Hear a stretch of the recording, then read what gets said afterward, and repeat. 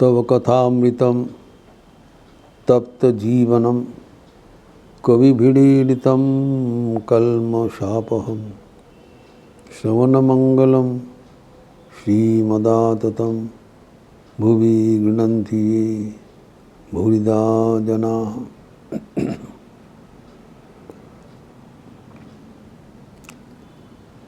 दत्तात्रेय की चतुर्विंशति गुरु का बात चल रहे थे, अवधूत का, और हम लोग 7 गुरु का चर्चा किया है। पहले पंच महाभूत, क्षितिज आप तेज मरुद्भौम, इससे सृष्टि रचना हुआ है। The material cause of the universe, पृथ्वी, वायु, आकाश, जल एवं अग्नि, प्रत्येक वस्तु से हमें असीम सीख मिलता है, इसीलिए इनको गुरुस्थनीय किया है। इसके आगे चंद्रमा और सूर्य, इसका भी विस्तृत चर्चा हुआ है कि चंद्रमा और सूर्य से हमें क्या सीखना है। फिर परवर्ती गुरु का, अष्टम गुरु का उल्लेख आया है, कबूतर। कबूतर से भी बहुत सीखने का मिला।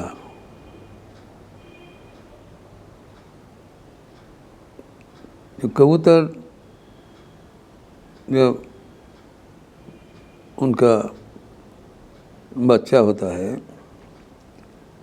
तब वो संतान के प्रति वो जोड़ी का इतना आकर्षण होता है, इतना मोह रहता है कि पूरा दुनिया को भूल जाते हैं।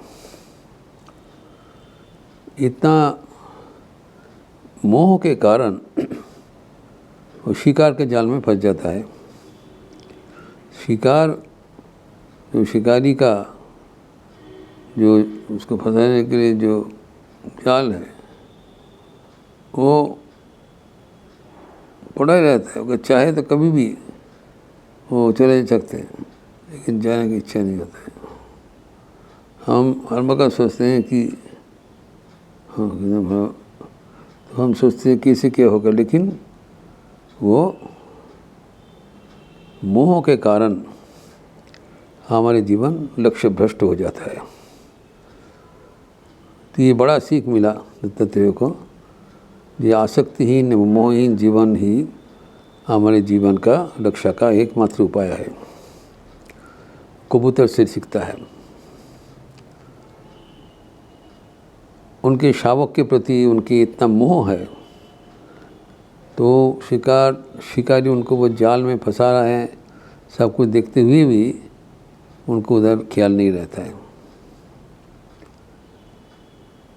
तो ऐसे ही हमारे सीख हमें मिलता है शास्त्र से, चंडी से, दुर्गा सप्तशती से। यही बात हुआ है, जो कैसे शुरुआत हुआ उपाख्यान से कि राजा सूरत एवं ऋषि वैश्य समाधि। सूरत राजा के क्या हुआ, गणना में चंडी में कैसे लिखा हुआ है कि उनके जो अत्यंत विश्वस्त जो पार्षदगण थे वो भी विश्वासघातक करते हुए उनके खिलाफ चले गए एवं उनके राज्य से निर्वासित कर दिया। वो मनोदुख से कभी बाहर में नहीं गया, लेकिन जब ऐसी हुआ है तब सूरत राजा का मन में एक बड़ा हताशा एवं वैराग्य पैदा हो गया। तो फिर वो वन में चले गए, लेकिन वन में जाके वो देखा कि जो व्यक्ति उनको इतना धोखाधड़ी दिया था उन्हीं के लिए सोच रहे हैं। बड़ा ताज्जुब बन गए, जो हमारे ऊपर अत्याचार किया, हमको हटाया, उनसे हमारा स्नेह अभी भी वर्तमान है। वो स्नेह का ममता का शिकार बन गए, कबूतर जैसा। वैसे ही उनको जब देख रहे थे, पदचारण कर रहे थे वन में, देखे और एक व्यक्ति आके उपस्थित हुआ है। वो था समाधि वैश्य। राजा नहीं थे, वो व्यापारी थे, बहुत बड़ा बिजनेस कर लिया। फिर उसके भी आत्मीय परिजन उसको धोखाधड़ी करके उसको हटा दिया और उनका सब प्रॉपर्टी ले लिया। जिसके कारण दो व्यक्ति टीवी के जो हमारे लिए जीवन की पर्यालोचना के विषय बने। तो जब दोनों मिल गया तब समाधि बोला कौन है? तब बोला हम वैश्य हूँ, मेरा भी ऐसी अवस्था है।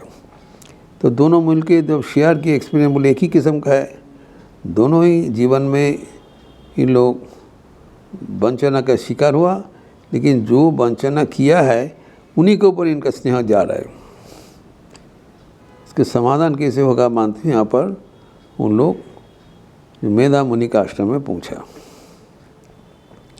जाके जो मुनिवर को निवेदन किया, ये बड़ा विचित्र परिस्थिति है, हम लोग निर्वासित है, हम लोग का धोखाधड़ी लेके सब ले लिया, लेकिन जो लिया है उसके प्रति हमारा कोई विद्वेष भाव नहीं आ रहा है।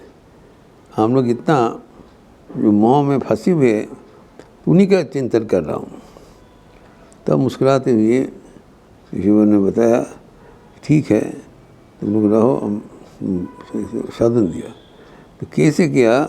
वो नाम जप करते हुए उनकी जो आगे बढ़ते से उन्होंने जो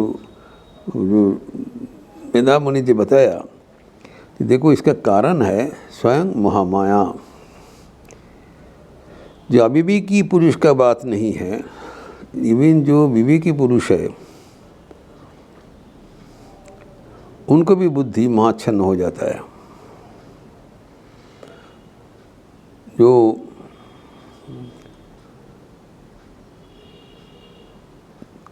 उनका बलपूर्वक उनका बुद्धि मोह करके जो उनको मोह विवेक को आच्छन्न करके मोह पैदा हो जाता है। ज्ञानी नामपि चेतांसी, चंडी में लिखा हुआ है प्रथम अध्याय में, ज्ञानी नामपि चेतांसी देवी भगवती ही सा मोहाद आकृष्य बलाद आकृष्य महामाया प्रयच्छति। जो अविवेकी पुरुष के बाद जाती, जो ज्ञान संपन्न, जो उसको जो ज्ञान संपन्न जो योगी पुरुष है हमारा, और वो उनका जो बुद्धिवृत्ति है, चिंतन है, वो भी इस्तेमाल करना चाहिए। तो लेकिन भगवान जो भगवती है उनका बुद्धि भी विभ्रम करते, जबरदस्ती करके माया में फंसा देता है, मोह में फंसा देता है, जैसे वो कबूतर का फंसा है। तो लेकिन उपाय क्या है? सा प्रसन्ना वरदा निराम भवति मुक्तये। अगर वो प्रसन्न हो जाते हैं तब ये जो मोह का बंधन वो छिन्न कर देंगे। यही सीक्रेट है। ऋषि ने बताया वो राजा सुरत और समाधि वैश्य को।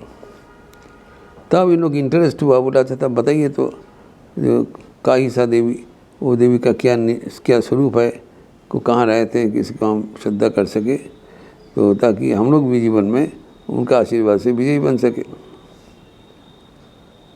हम लोग कल इधर कर रहे थे, लेकिन जो असलियत चीज़ है वो है माँ की इच्छा से ये सब हो रहा है।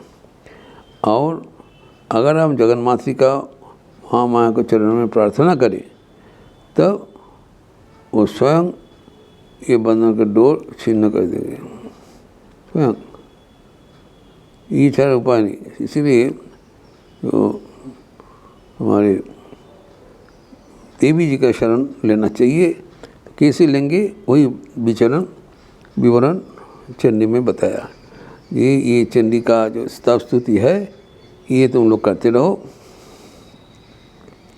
और करने से वो प्रसन्न हो जाएंगे कि वो प्रसन्न होने से ये जो माया का मोह का आवरण हट जाएगा, तुम्हारा आत्म साक्षात्कार होगा। जीवन में हम जो कुछ करने चाहते हैं उसका जो प्रतिबंधकता है ये हमारे मोह, ये कहाँ से आया इसका कोई हिसाब नहीं हो सकता है। ये हमारे जो परम ज्ञानी जो आत्मन, उसका ज्ञान का भीतर अज्ञान का चिराग कहाँ से कैसे प्रविष्ट हुआ, उसका कोई उत्तर नहीं हो सकता है। कैसे वो अविनाशी जो है वो कैसे अपने को विनाशशील समझते हुए एकदम अत्यंत ही प्राणी का जैसे व्यवहार करते हैं, इसको ही कहलाता है कि ये जो महामाया को जो लगाया, इससे हमारे जीवन का तीसरी तरफ चंडी का जो स्तव स्तुति जो बताया, बोले चंडी को स्तव करने से प्रसन्न हो जाते हैं, कि प्रसन्न होकर खुदा वरदान देते हैं। उस समय में भी हमें सावधानता होना चाहिए। सूरत राजा राजत्व मांगा था, उसको राज मिल गया, लेकिन समाधि वैश्य बुद्धिमान है, वो कहें ये मुझे ज्ञान दीजिए, तब तभी ने इसी दिया, तब ज्ञानम भविष्यति। जो जो प्रार्थना करेंगे देवी जी प्रसन्न होकर उनको पूर्ण करते हैं। तो यहाँ पर जो उल्लेख हुआ है, जो इसको बोला है जे आप मोह का बारे में आप लोग फंस गए, तो जब तक मोह मुक्त नहीं होगा तब तक हम लोग आगे नहीं बढ़ पाएंगे। तो मोह मुक्ति के लिए भगवती का आराधना करना जरूरी है, कारण भगवती का ही महामाया का ही प्रभाव से हम लोग मोह मुक्त हो गए। कबूतर का निदर्शन से तत्व सीखा, ये प्रधान जो हमारे जीवन में आध्यात्मिकता की संकट है वह है कि हम लोग मोह का वशवर्ती हो गए। कैसे हुआ पता नहीं, और इसका आगे क्या है, जब भी मोह का वशवर्ती हो के हम लोग किया है, तभी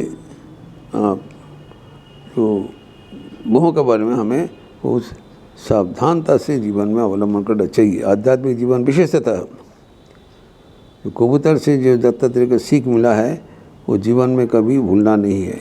जिसे हम देखा है कि समाधि राजा सूरत राजा एवं समाधि वैश्य वो वहाँ का शिकार बन गया था, एवं शिकार बनते हुए जो व्यक्तिगत जीवन से निर्वासित होकर वो दुखी होकर वनचारी बन गए।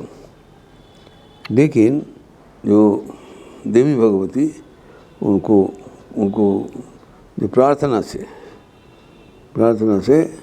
उन्होंने जो जीवन को निश्चिंत एवं भरपूर कर दिया।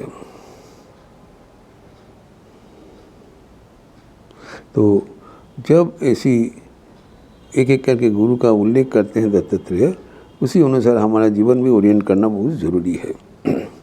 इसका आगे का फिर परवर्ती गुरु का चर्चा हम अगले दिन करेंगे। ओम शांति शांति शांति। हरि ओम तत्सत। श्री राम कृष्णार्पणमस्तु।